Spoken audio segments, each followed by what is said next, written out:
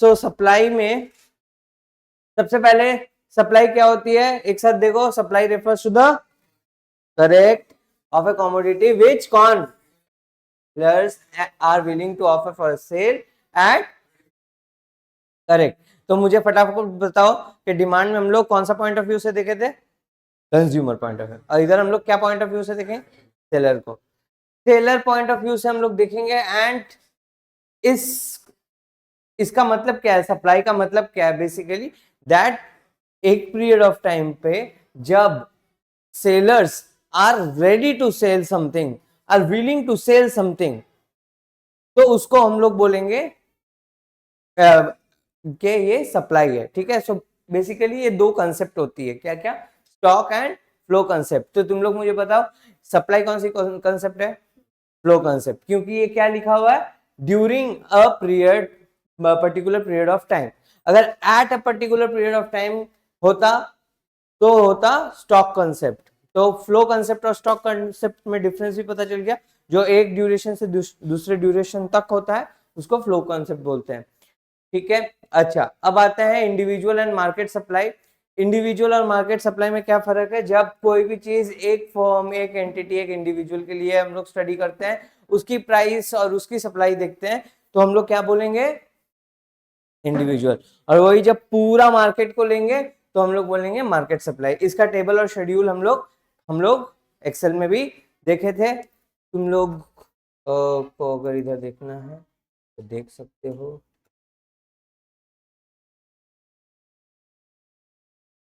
Attain,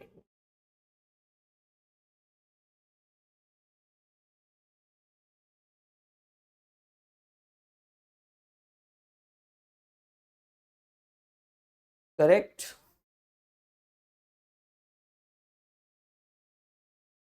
अच्छा, तो ये था इंडिविजुअल और ये था मार्केट, राइट। मार्केट में we have added both.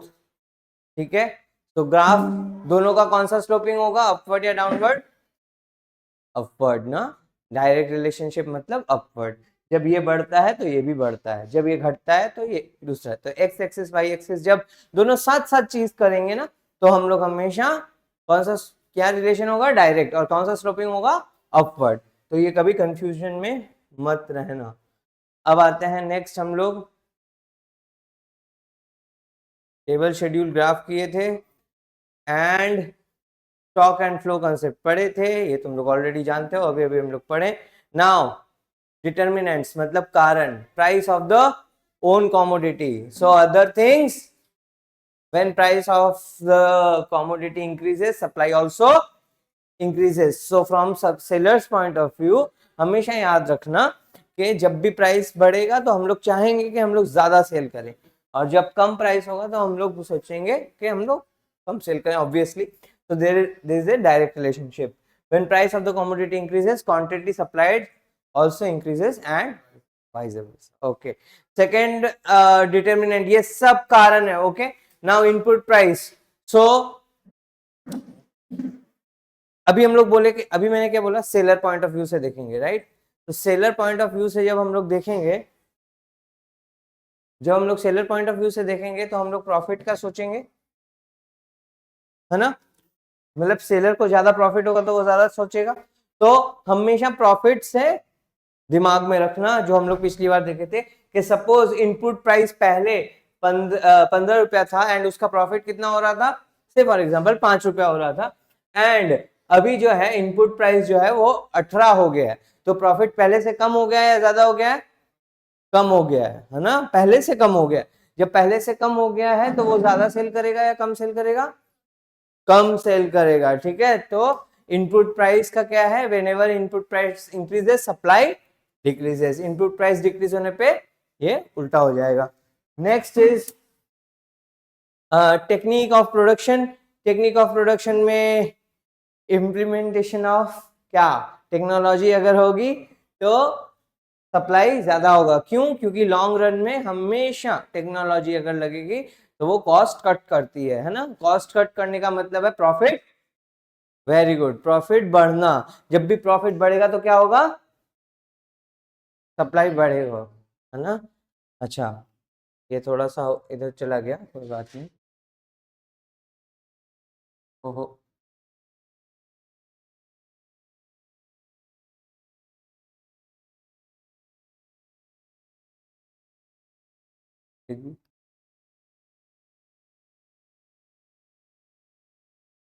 Okay, price of related goods. Price of related goods, suppose ऐसा है कि तुम लोग के पास, तुम लोग एक ही सेलर हो, ओके, से सपोज शुभम। शुभम जो है वो सेम दुकान में टी का भी इन्वेंट्री है उसके पास, कॉफी का भी, क्योंकि ऑलमोस्ट सेम ही है, वही सेम जगह यूज हो रही है, सेम कंटेनर्स यूज हो रहे हैं, इंग्रेडिएंट्स ऑलमोस्ट सेम है, राइट। बस कॉफी की जगह टी आ रही है। तो मुझे एक बात बताओ, अगर टी की प्राइस बढ़ेगी तो कॉफी वो ज्यादा बेचेगा या कम बेचेगा? कम बेचेगा ना, क्योंकि टी की प्राइस बढ़ेगी तो वो क्या चाहेगा, ज्यादा क्या बेचे, टी बेचे। इसलिए कॉफी की सप्लाई कम हो जाएगी। ঠিক আছে, তুই চাও বিক্রি করছিস, কফিও বিক্রি করছিস, 4 টাকা বেড়ে গেছে, তাহলে তুই কি চাইবি?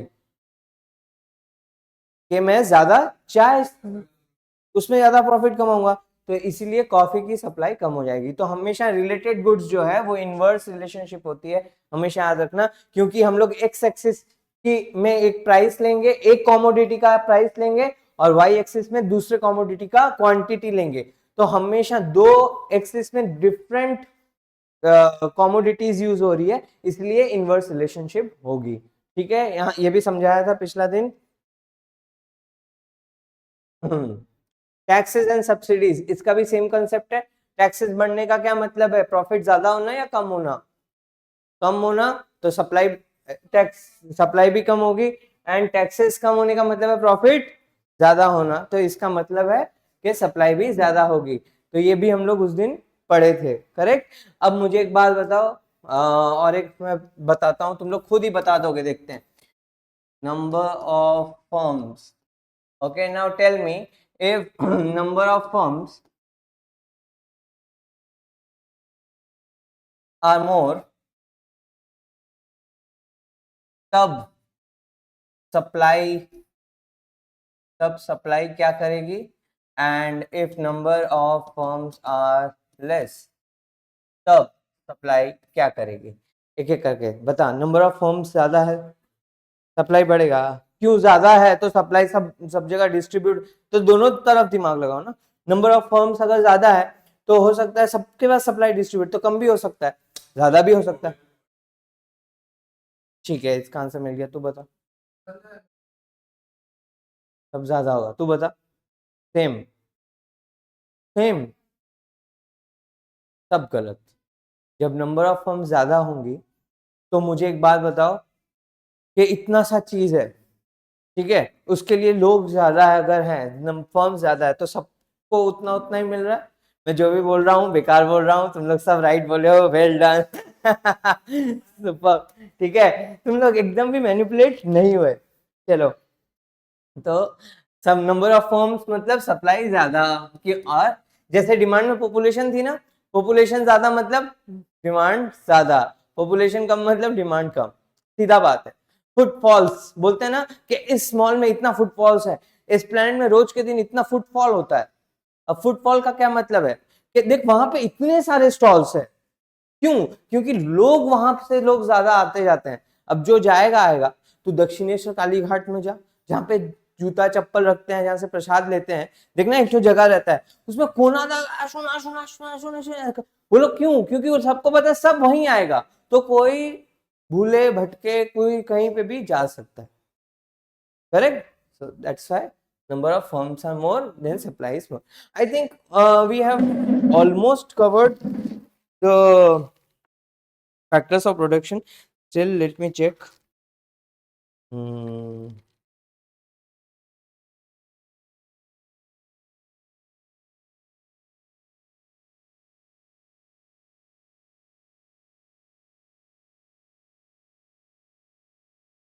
अब बाकी का जो है ना वो तुम लोग खुद ही कर लोगे। सपोज के ये बता दो, ये ऐसे ही वर्बली बता दो, हाँ। तुम लोग availability of transport and communication facility है तुम लोग के बुक में, मुझे एक बात बताओ, if the availability of transport and communication is good, supply will be more और लेस। तो अब ना बाकी की चीज तुम लोग फिगर आउट कर लोगे। मोटा मोटी जो मेन डिटर्मिनेंट्स थे we have covered, the price of the own commodity, the price of related goods, number of firms, taxes and subsidies, input prices, ये these are the main factors. Okay okay, तो ये लिखना हो गया। And इसमें ना मैं वर्ड्स में तुम लोग खुद ही लिख सकोगे, if the number of firms are more, supply will be larger. Okay, as there is more production, तो ऑब्वियस बात है कि सप्लाई ज्यादा होगी। ओके, सो पिछली बार मैंने बोला था कि ध्यान से देख के आना, इनमें से एक, इन छह में से एक क्या है, लॉ ऑफ सप्लाई। तो आयुष এই ছটা ডিটারমিনেন্টসের মধ্যে কোনটা ল হতে পারে, প্রথম এটা price of the own commodity. ডিমান্ডের মধ্যেও সেম, कि सिक्स सिक्स डिटर्मिनेंट्स बहुत हो सकते हैं, कारण और भी बहुत हो सकते हैं, और हम लोग 10 लिख सकते हैं, लेकिन जो लॉ है वो हमेशा price of the own commodity के लिए ही रहेगा, हमेशा याद रखना। ठीक है, तो price of the own commodity is nothing but the law. तो what does the law of supply state, other things when the price of the commodity increases, supply and vice versa, right? तो ये हो गया तुम लोगों का main law. अब law जब भी पूछेगा तो तुम लोगों को क्या करना है, सिर्फ थ्योरेटिकल बात लिखनी है? नहीं, अगर 2 मार्क्स का दिया तो ठीक है, कोई बात नहीं, बट 3 मार्क्स, 4 मार्क्स, 6 मार्क्स, इस सब के लिए तुम लोगों को क्या करना पड़ेगा, जैसे जैसे मार्क्स इंक्रीज होगा तुम लोगों को you have to show that law यहाँ कंप्लीट नहीं हुआ है, you know the graph, you know the schedule. तो तुम लोग को शेड्यूल बनाना पड़ेगा, तुम लोग को उसका ग्राफ बनाना पड़ेगा। Then you have to write assumptions and exceptions. तो अभी तक एक्सेप्शन पढ़े नहीं हम लोग, और अजम्पशन भी नहीं किए। तो अजम्पशन क्या, मैं लिखने के बाद 10 सेकेंड्स भी नहीं लगेगा, 10 सेकेंड्स के अंदर सब अजम्पशंस पढ़ा दूंगा, जैसे हम लोग डिमांड पढ़े थे। याद करो, अगर इसका अजम्पशंस लिखना है हम लोगों को, मैं नेक्स्ट पेज में ही ट्राई करता हूँ।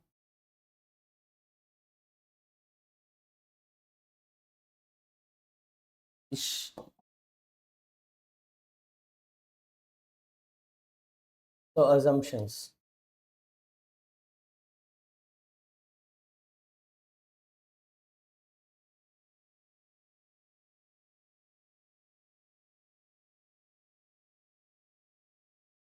अच्छा हम लोग इतने सारे डिटरमिनेंट पढ़े थे ना, उसमें पहला क्या है, लॉ, और हम लोग पहला वर्ड में क्या बोलते हैं, अदर थिंग्स।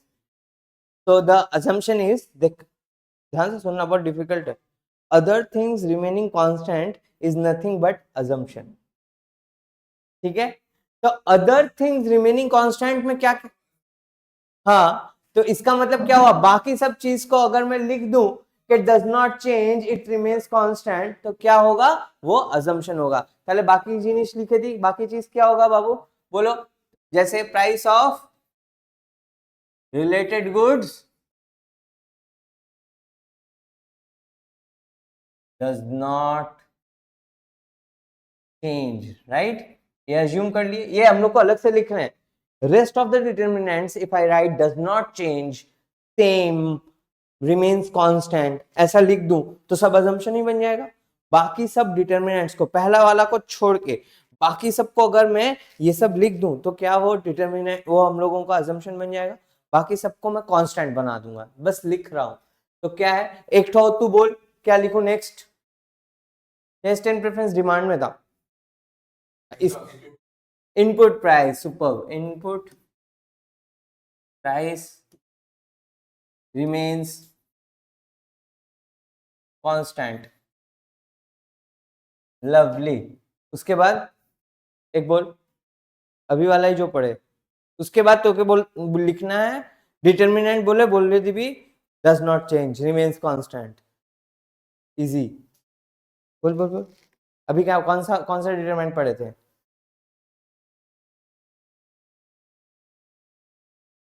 बोल बोल। हाँ, टेस्ट एंड प्रेफरेंस डिमांड का था, तू बोल। Tax, super. So tax and subsidies, एक डिटरमिनेंट देख तू तब तक।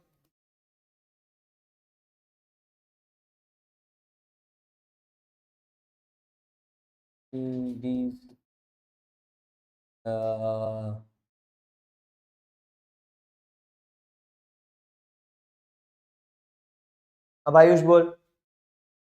आयुष बोल रहा हूँ, हार्दिक बोल। Very good, techniques of production, good.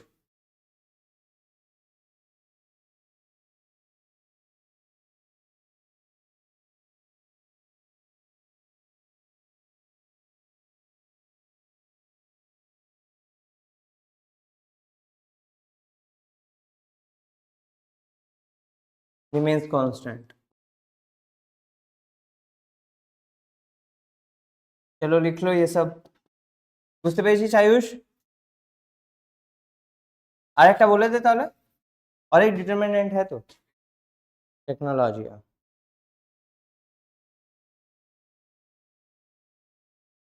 O, number of technique of production वगैरह। हाँ, कम्युनिकेशन वाला और एक भी पढ़े थे हम लोग, देख तो।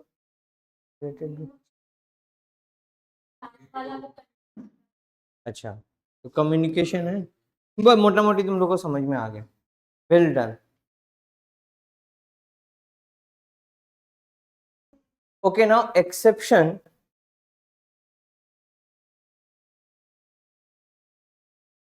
एक्सेप्शन के जब मैं बोलूंगा तो मतलब कि जो लॉ है उसके ठीक अगेंस्ट में जो काम करेगा, मतलब कभी ये लॉ फॉलो नहीं करेगा।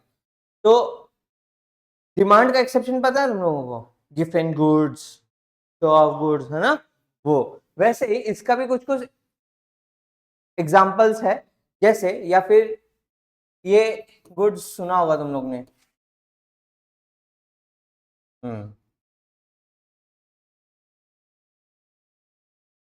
ऐसा गुड्स जो फटाफट खराब हो जाएगा। से फॉर एग्जांपल, पहली बात तो कुछ भी खाने का अगर आइटम है तो वो जनरली खराब हो जाता है। अब तुम लोग लोकल में ही देख सकते हो, जैसे फॉर एग्जांपल कोई संदेश है तो उसका क्या टाइम, या फिर मिल्क है ना? तो उसका क्या लाइफ टाइम क्या होगा, मोटा मोटी 1 day, max to max 2 days, अगर पैक्ड, टेट्रा पैक्ड वो सब नहीं है तो तुम लोगों को क्या उस समय पे कंज्यूम करना है। अब क्या होगा ना, हमेशा सेलर क्या चाहेगा कि वो प्राइस बढ़ेगा तभी बेचेगा, ऐसा जरूरी नहीं है, क्योंकि इसका लाइफ खत्म हो जाएगा।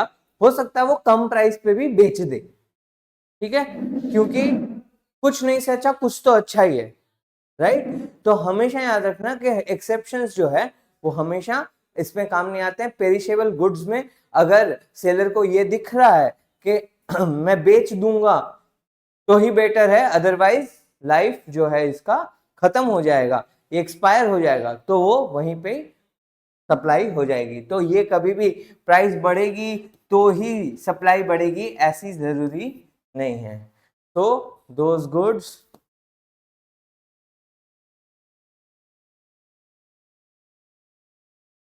which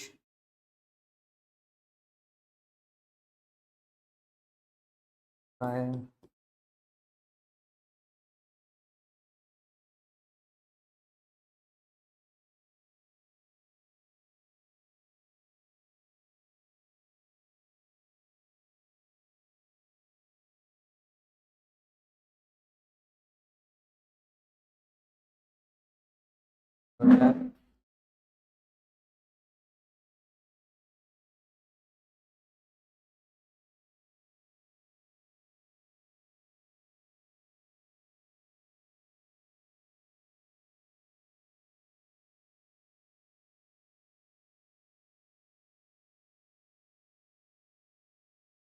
जल्दी जल्दी।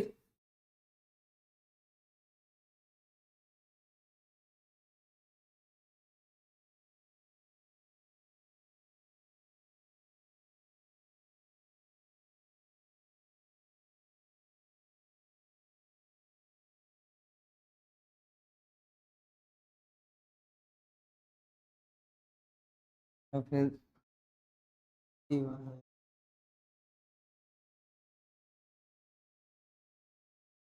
लिख लिया?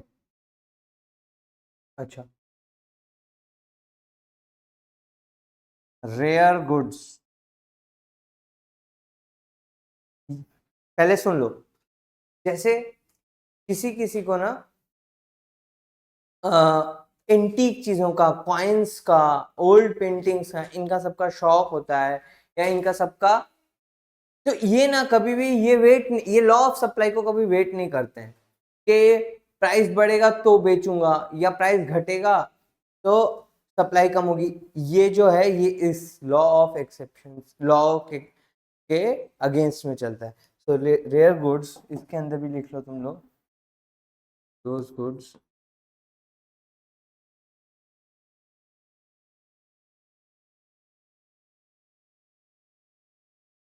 ठीक है। Hardik, supply will always remain fixed. जो रेयर है उसका तुम चाह, वो रेयर नाम ही में ही है, रेयर इसलिए क्योंकि कभी भी उसका सप्लाई इंक्रीज नहीं हो सकता है, करेक्ट। तो इसलिए इसी को मैं बोलूंगा सप्लाई रिमेन्स फिक्स्ड। और वही वही पहली वाला एग्रीकल्चर वाला ही एग्जैक्ट था, जिसमें रिच और पुअर में हम लोग डिस्टिंक्शन करते हैं। मतलब कभी भी जो बीपीएल गुड्स होगी, जिस जो राशन पे देते हैं, उनका प्राइस को देख के कभी भी हम लोग सप्लाई नहीं करेंगे, करेक्ट। हाँ, अब ना next is the difference between movement and shift, ठीक है।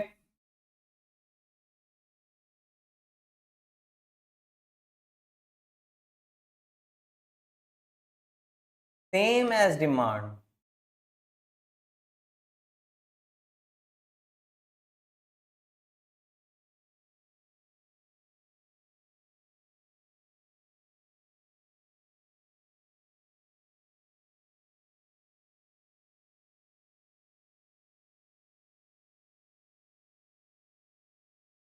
अच्छा फटाफट बता कैसे होगा हार्दिक। लाइन কিরকম বানাবো, এরকম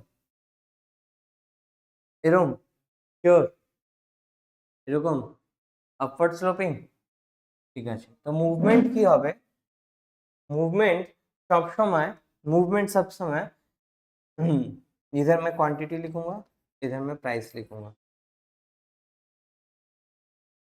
पी क्यू। अब if price increases, quantity will also increase, p1 q1, correct। so you can see it has moved from this to this। तो ये सेम लाइन पे ही हो रहा है, कोई डिफरेंट जगह चूज किया है, क्योंकि इधर प्राइस भी इंक्रीज कर रहा है, at the same time quantity भी इंक्रीज कर रहा है। तो प्राइस एंड क्वांटिटी इंक्रीज होने पे भी मूवमेंट होगा, प्राइस एंड क्वांटिटी डिक्रीज भी हो जाएगा तो भी मूवमेंट होगा, because it is along the curve, ठीक है। तो ये होगा मूवमेंट। मूवमेंट का क्या कारण होगा, हाँ हाँ, अप डाउन ही मूवमेंट होगा। जिसका जो मूवमेंट होता है वो कैसे, क्या क्या हो सकता है, हाँ एक्सपेंशन एंड कॉन्ट्रैक्शन।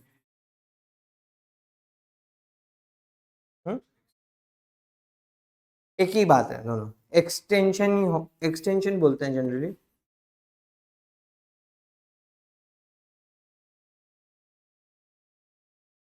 ठीक है, ओके। Extension contraction. और शिफ्ट में क्या होता है कि देखो, जब लाइन अपनी जगह से दूसरी जगह पे शिफ्ट हो जाएगी, इधर या इधर, ओके, जब भी शिफ्ट हो जाएगी, जैसे ये सप्लाई की लाइन है, ये S1 है, ये S2 है, जब भी पूरी की पूरी लाइन ही शिफ्ट हो जाएगी तब हम लोग उसको बोलेंगे शिफ्ट। और इसमें क्या हो सकता है, इंक्रीज या डिक्रीज। अब कारण, ठीक डिमांड जैसे ही तुम लोग बताना कारण क्या होगा, व्हाट आर द डिटर्मिनेंट्स। हम लोग 6 डिटर्मिनेंट्स पढ़े थे ना, तो मुझे बताओ इसका डिटर्मिनेंट क्या होगा, price of the own commodity. ये किसके लिए होता है, प्राइस ऑफ द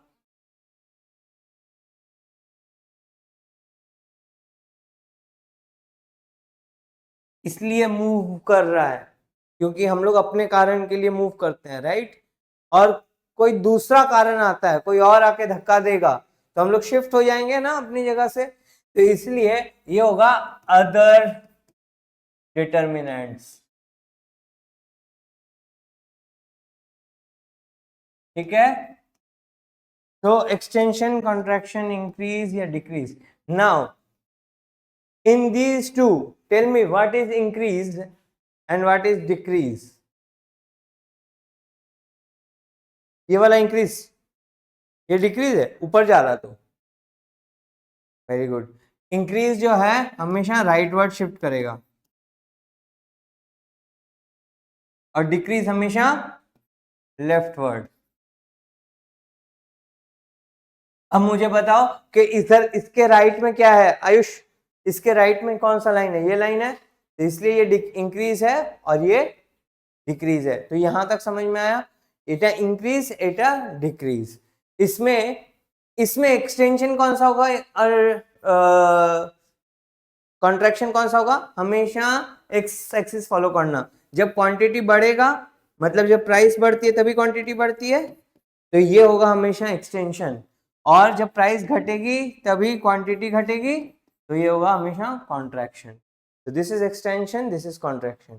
ठीक है, इंक्रीज डिक्रीज भी तुम लोगों को समझ में आ गया। अब मैं कुछ एग्जांपल्स देता हूं, तुम लोग को बताना है कि ये इंक्रीज करेगा, डिक्रीज करेगा, एक्सटेंशन करेगा या कॉन्ट्रैक्शन करेगा। Starting with Kolik. Kolik, tell me if price of the commodity decreases, क्या होगा, बोल बोल बोल। गुड, तो बोल price of the related good increases. Hardik Bhapche, Hardik Bhapche. Price of the related goods 4 টাকা বেড়ে গেছে, तब क्या होगा, कॉन्ट्रैक्शन, एक्सटेंशन, इंक्रीज, डिक्रीज। ये 4 ऑप्शन में एक ऑप्शन बोलना, MCQ. Price of the related goods जो है, price of the related goods बढ़ गया मतलब टी का प्राइस बढ़ गया, टी का प्राइस बढ़ गया। सबसे पहले तू बोला एक्सटेंशन, सबसे पहले तो दिमाग में ये लगाओ कि ये शिफ्ट है या मूवमेंट है। शिफ्ट है, তাহলে তুই মুভমেন্টের आंसर দিয়েছিস, তুই তো প্রথমেই রং। अदर डिटर्मिनेंट्स है ना, तो सबसे पहले तो शिफ्ट या मूवमेंट बता दो। अब तुमको 4 में से 2 ही सिलेक्ट करना है, या तो इंक्रीज या तो डिक्रीज। तो इंक्रीज या डिक्रीज क्या होगा, टी का प्राइस बढ़ेगा तो टी का सप्लाई भी बढ़ जाएगा, टी का सप्लाई इंक्रीज होगा मतलब कॉफी का सप्लाई डिक्रीज होगा, तो हमेशा डिक्रीज पे जाएंगे, तो मतलब शुभम, शुभम बोलेगा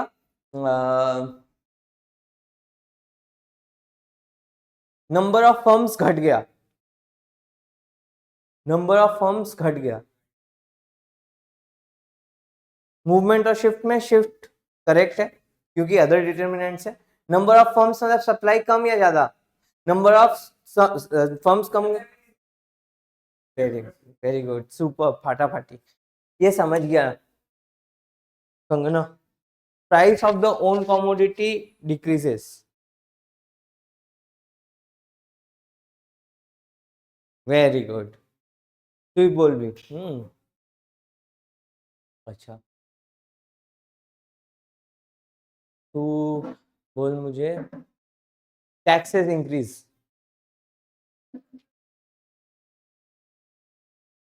वेरी गुड।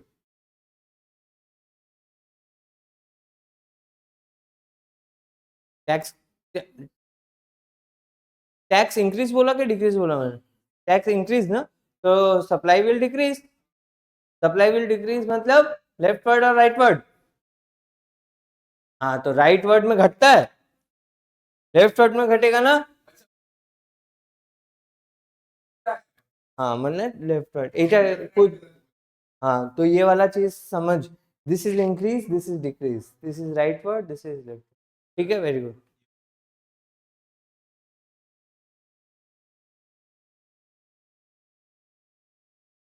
हाँ, तो सप्लाई बढ़ रहा है, लुक यहाँ तक सप्लाई था और ये क्वांटिटी था।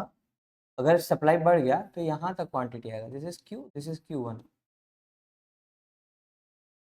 हाँ, price remains constant, price of the own commodity remains constant.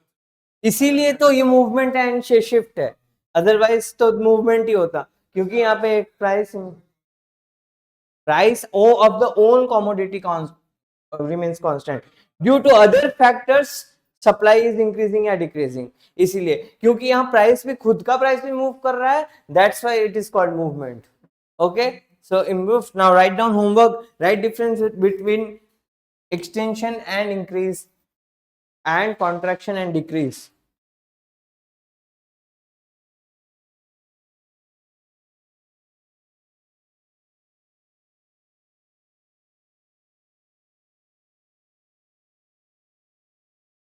नहीं, कॉमर्स और बीएसटी की क्लास है। ठीक है, एक्सटेंशन एंड इंक्रीज में, कॉन्ट्रैक्शन एंड डिक्रीज में होमवर्क करके लाना है। Now coming to next thing, एक वर्ड है जिसको हम लोग बोलते हैं क्वांटिटी सप्लाइड।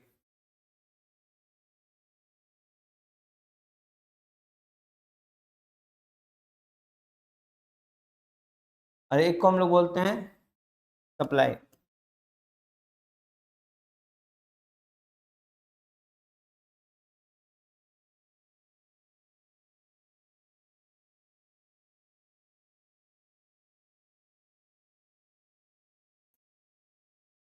बोर्ड देख के ही बताना है दोनों में डिफरेंस क्या होगा। मैंने इधर क्वांटिटी सप्लाइड लिखा है एंड इधर सप्लाई लिखा है, कोई रीजन से लिखा होगा। तो price of the own commodity के लिए हमेशा क्वांटिटी सप्लाइड बोलेंगे एंड अदर रीजंस के लिए हमेशा सप्लाई बोलेंगे। ठीक है, जब पर्टिकुलर प्राइस पे पर्टिकुलर क्वांटिटी को हम लोग डिटरमाइन करते हैं तो वो क्वांटिटी सप्लाइड होगी, लेकिन अगर हम लोग पूरा ओवरऑल देखते हैं तब हम लोग उसको बोलेंगे सप्लाई। क्लियर? ये और एक चीज हो गई, फटाफट करते हैं इसके। तो ये मूवमेंट एंड शिफ्ट हो गया। थिंक इसका डिफरेंस है, इसका ग्राफ है। यू तुम लोग को होमवर्क दिया है, ये वाला तुम लोग करके लाना। हाँ, डिफरेंस बिटवीन लिखना है।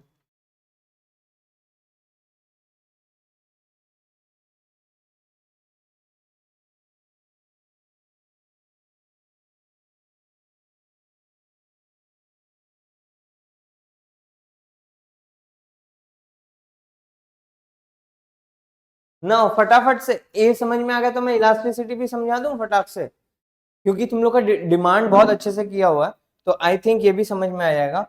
लिख लिया?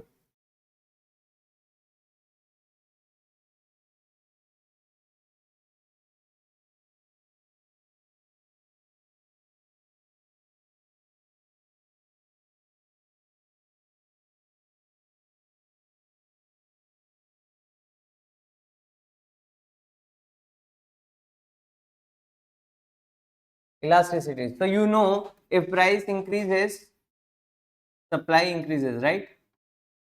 ये बात तो पता है, बट टू नो अगर कितना प्राइस बढ़ने से कितना सप्लाई बढ़ जाएगा, इसका मेजरमेंट करने के लिए हम लोग इलास्टिसिटी पढ़ेंगे।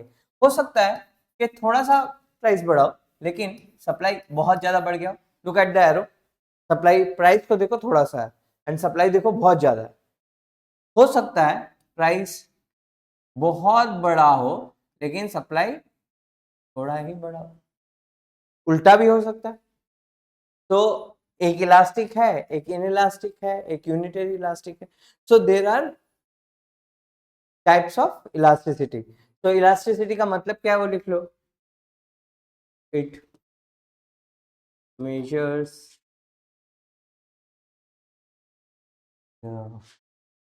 डिग्री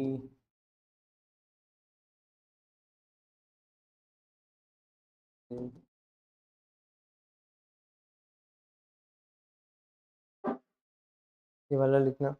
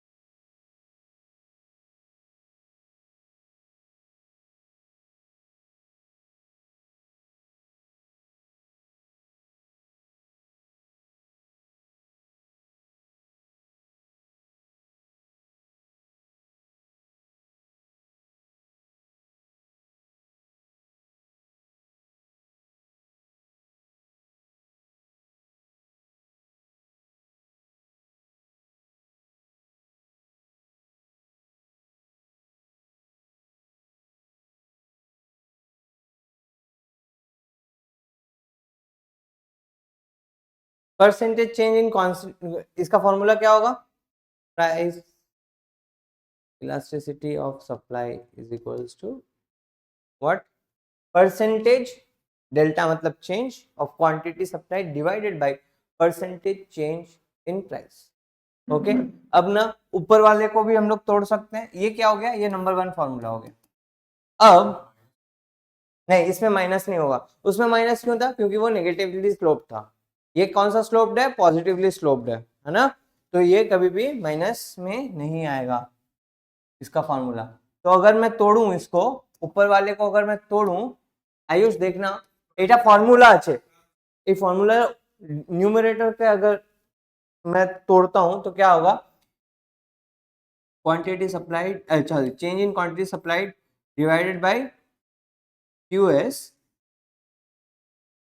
हाँ ये वाला इंटू 100। अब आते हैं डिवाइडेड बाई, नीचे वाले पे आते हैं। नीचे वाले को अगर मैं तोड़ता हूं तो क्या आएगा? Change in price by price into 100। Correct? तो ये दूसरा फॉर्मूला हो गया। 10th में भी किया था, 11th में भी डिमांड में किया था। अब तू सेम चीज सप्लाई में कर रहा है। क्या है ये? Change in quantity supplied, percentage को हम लोग तोड़े हैं, মানে এইটাকে এইভাবেও লিখতে পারি আমরা। Change in quantity supplied by quantity supplied into 100 divided by percentage in price কে কি লিখতে পারি? Change in price by original price into 100। এটা একটা ফর্মুলা, এইটারই অন্য নাম, অন্য টাইপ এইটা ডিরাইভ হয়েছে, মানে দুটোই সেম, আলাদা আলাদা করে। তোর নিকনেম কি? না, এরা যেটা ডাকে সেটা না, সেটা আমি জানি, কিন্তু তেমনি ভাব হরি, ঠিক আছে? এবার আমি তোকে হরি ডাকছি বা হরি হরি, ঠিক আছে, হরি হরি। এবার তোকে আমি যদি হরি ডাকছি তাহলেও তুই হার্দিক, আর হার্দিক ডাকলেও তুই হার্দিক, তাহলে কি তুই চেঞ্জ হয়ে যাচ্ছিস? তেমনি একই ফর্মুলা, তার অন্য অন্য একটা যেতে আমরা ফর্মুলা বুঝতে পারি, ঠিক আছে?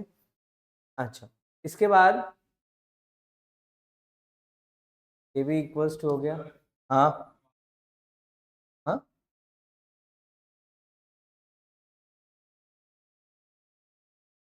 जा जा, ओके। अच्छा, तो ये हो गया, इसको हम लोग दूसरा फॉर्मूला बोले। अब इसी से डिराइव होके थर्ड फॉर्मूला भी आएगा, पता है ना? ये तो कट जाएगा 100 एंड ये ऊपर जाएगा तो रेसिप्रोकल हो जाएगा। तो कैसे होगा? QS बाई QS इंटू, ये P ऊपर चला जाएगा, P by delta P। This is the third formula. इसी से सम्स आते हैं, यही सम्स होते हैं। इलास्टिसिटी का सम दिया था, वो किया था कल एग्जाम में, किया था? क्यों?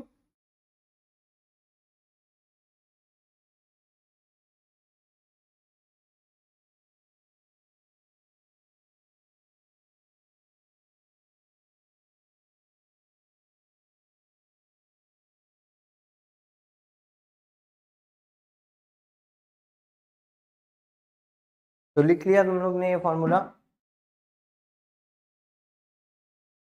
लिख ले।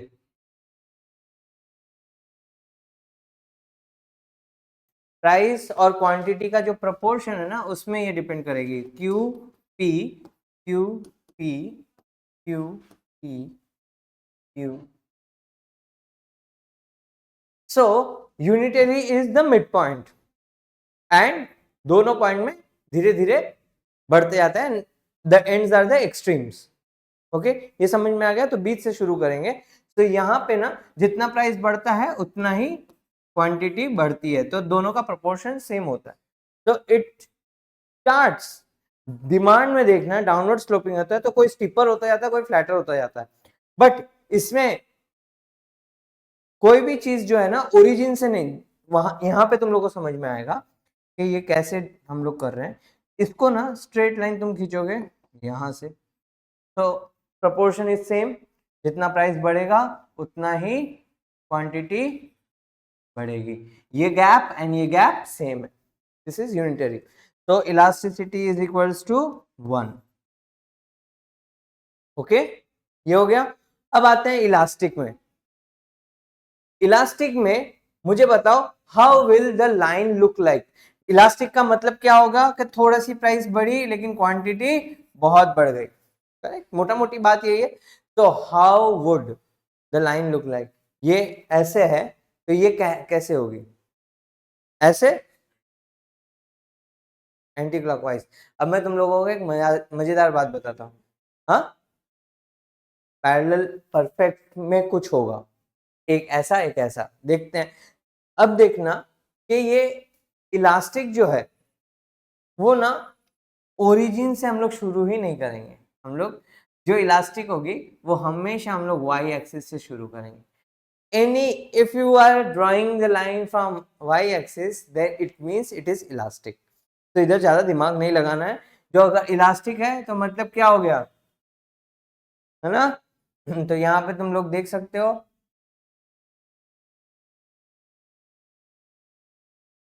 तो क्वांटिटी ऐसे ही थी,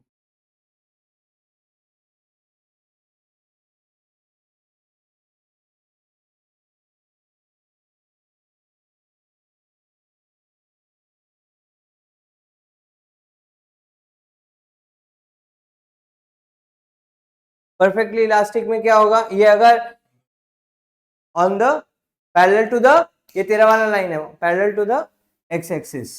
अच्छा हाँ, इसका तो बोले नहीं, यहाँ पे E S will always be greater than 1, यहाँ पे E S will equal to infinite, ठीक है। अच्छा, इन इलास्टिक में क्या होगा, कहां से शुरू होगा, एक्स एक्सिस या वाई एक्सिस से, फटाफट बोलो, फटाफट बोल। ये अगर वाई एक्सिस से होगा तो इन इलास्टिक कहां से होगा, एक्स एक्सिस, ठीक है, समझ में आया। तो ये हो गया इलास्टिक। यहाँ पे क्या होता है, अच्छा यहाँ पे प्राइस कांस्टेंट रहती है एंड क्वांटिटी चेंज होती रहती है, ठीक है, क्वांटिटी 1, क्वांटिटी 2, क्वांटिटी 3। यहाँ पे क्या होता है, नहीं ये वाली जगह पे हमेशा प्राइस जो है वो ज्यादा बढ़ेगी, क्वांटिटी है जो कम बढ़ेगी। अब तो ठीक बोल रही, हाँ, and it will be, ES will be less than 1। यहाँ पे क्या होगी, तू जो बोली, वेरी गुड, तो ये होगी स्ट्रेट लाइन, यहाँ पे प्राइस हमेशा चेंज होती रहती है, quantity will remain constant and price elasticity will equals to 0। Good, ये वाला लिख लो। And we you only need to do sums, sums हम लोग मैं होमवर्क दे दूंगा और प्रैक्टिस भी करेंगे हम लोग, इसके अलावा I think we are done.